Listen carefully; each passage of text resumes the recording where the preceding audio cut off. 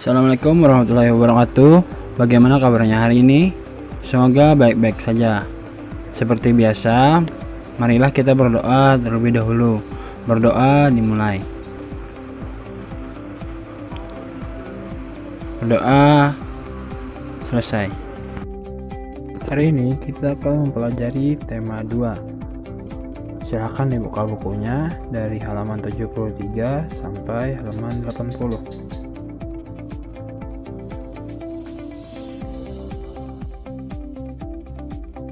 Pada tema 2 ini yang bernama selalu berhemat energi. Jadi kita akan mempelajari tentang energi-energi dan lain-lain. Pertama-tama kita akan mempelajari subtema 1 tentang muatan IPA. Di sini kita akan mempelajari tentang energi matahari dalam kehidupan sehari-hari. Apa itu energi? Energi adalah kemampuan untuk melakukan kerja. Energi dihasilkan oleh sumber energi. Sumber energi terbesar di alam bumi ini adalah matahari. Matahari merupakan sumber energi panas dan cahaya. Contoh-contoh manfaat matahari sebagai sumber energi. Yang pertama, panas matahari menguapkan air di permukaan bumi dalam peristiwa daur air. Nah, jadi matahari juga bisa membuat air menjadi awan. Nah, jadi itu adalah proses penguapan air di permukaan bumi dalam peristiwa daur air. Yang kedua adalah panas matahari mempertahankan suhu atmosfer bumi sehingga sesuai untuk kehidupan makhluk hidup. Jadi manfaat yang kedua adalah matahari ini bisa mempertahankan suhu atmosfer sehingga untuk kehidupan makhluk hidup. Bayangkan jika matahari tidak bisa mempertahankan suhu atmosfer, maka kita akan bahaya. Yang ketiga, panas matahari dapat mengeringkan pakaian dan bahan makanan. Coba bisa dibayangkan apabila dalam satu hari matahari tidak muncul atau hujan pada hari itu, pasti pakaian akan tidak kering.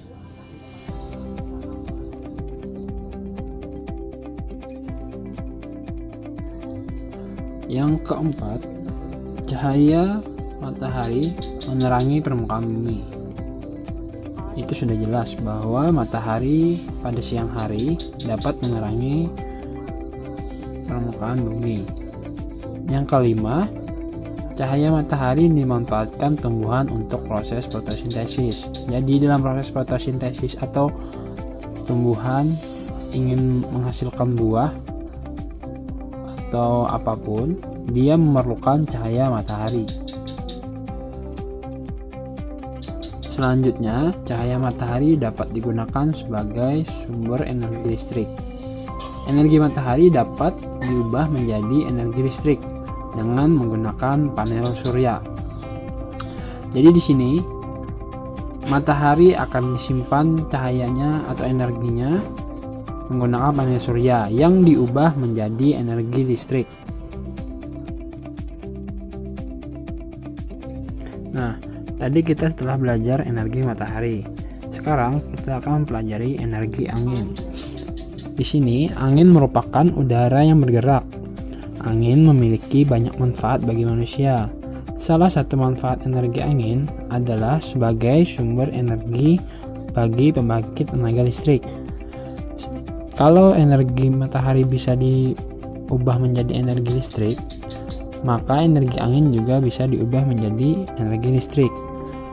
Pada pembangkit listrik tenaga angin, terjadi perubahan energi dari energi gerak menjadi energi listrik. Nah, itu menggunakan kincir angin. Sekarang kita masuk ke muatan bahasa Indonesia. Di sini, kita akan mempelajari tentang mengolah informasi dalam bentuk peta pikiran. Mengolah informasi adalah mengolah sumber data berupa gambar atau teks menjadi sebuah informasi yang lebih jelas. Salah satu cara mengolah informasi adalah dengan membuat peta pikiran. Sekarang, coba kalian baca teks pada halaman 75 tentang minyak bumi.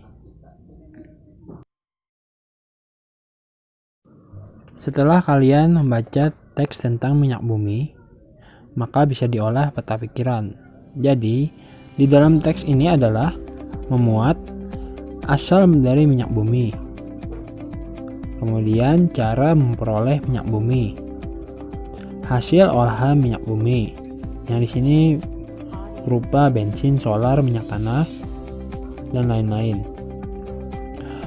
Kemudian hasil itu kita buat lagi konsep ke bawah, yaitu bisa menjadikan bahan bakar, parafen, plastik, dan aspal.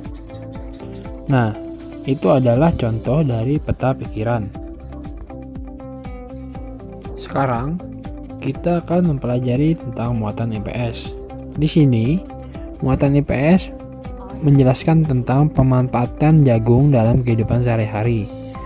Tanaman jagung termasuk sumber daya alam yang dapat diperbaharui. Apa itu diperbaharui? Jadi, sumber dayanya tidak akan habis. Ketika habis, kita tanam lagi, maka akan tumbuh lagi. Nah, itu maksudnya sebagai sumber daya alam yang dapat diperbaharui. Jagung mempunyai banyak manfaat, misalnya sebagai bahan makanan. Jagung dimanfaatkan sebagai makanan pokok pengganti nasi. Selain sebagai bahan makanan, jagung juga dimanfaatkan sebagai bahan kerajinan. Bahan kerajinan tanaman jagung yang dimanfaatkan sebagai bahan kerajinan adalah kulit jagung dan sisa bonggol jagung. Kulit jagung atau sisa bonggol jagung dapat dibuat menjadi bahan hiasan pensil, tempat pensil atau pas bunga. Sekarang kita akan memasuki muatan SBDP. Di sini menjelaskan tentang tinggi dan rendahnya nada. Nada adalah bunyi yang beraturan. Dalam nada terdapat nada tinggi dan nada rendah.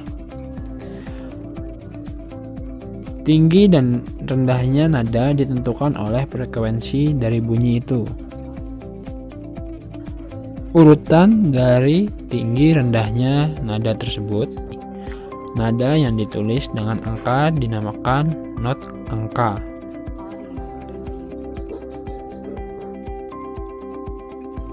Berikut adalah contoh nadanya.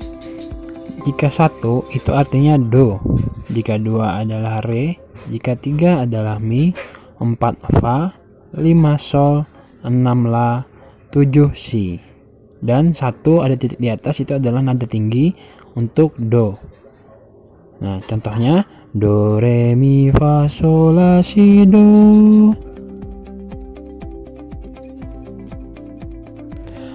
Jika nadanya tinggi, ditandai dengan titik di atas not. Jadi ada 1 titik atas, 2 titik atas, itu artinya nada tersebut tinggi. Tetapi jika nadanya titiknya di bawah, 1 titik di bawah, 2 titik di bawah, 3 titik di bawah, itu adalah nada yang rendah. Dan jika nadanya tidak ada titik, itu adalah nada sebagai patokan atau nada biasa. Sekarang kita kepada muatan yang terakhir, yaitu muatan PPKN. Di sini kita akan mempelajari tentang hak dan kewajiban di masyarakat. Setiap manusia memiliki hak dan kewajiban dalam memanfaatkan sumber daya alam, misalnya saja air, untuk keperluan kita. Hak adalah sesuatu yang didapatkan oleh manusia sejak dalam kandungan. Berikut contoh hak yang dapat diperoleh manusia dalam pemanfaatan air. Yang pertama adalah hak manusia untuk mendapatkan air bersih. Yang kedua, hak mendapatkan aliran air yang lancar. Yang ketiga, hak memanfaatkan air untuk mandi, mencuci, dan minum. Dan yang terakhir, hak memanfaatkan air untuk mengairi sawah. Kemudian, berikut adalah contoh kewajiban yang harus dilakukan dalam pemanfaatan air. Jadi kewajiban ini adalah segala sesuatu yang harus kita jalankan. Yang pertama, menggunakan air sesuai kebutuhan, menutup keran air jika sudah tidak digunakan. Nah, jadi jangan dibiarkan air mengalir terus untuk penghematan. Dan yang ketiga, tidak mencemari air dengan limbah. Nah, itu tadi adalah pembelajaran pada kali ini. Sekarang Bapak ada tugas. Tugasnya seperti yang tertera pada layar ini. Yang pertama, jelaskan cara kincir angin mengubah energi gerak menjadi energi listrik. Yang kedua, buat peta pikiran. Dan yang ketiga, berikan hak kewajiban sebagai siswa di sekolah. Baiklah, itu tadi adalah pelajaran hari ini. Mohon maaf jika terdapat kesalahan.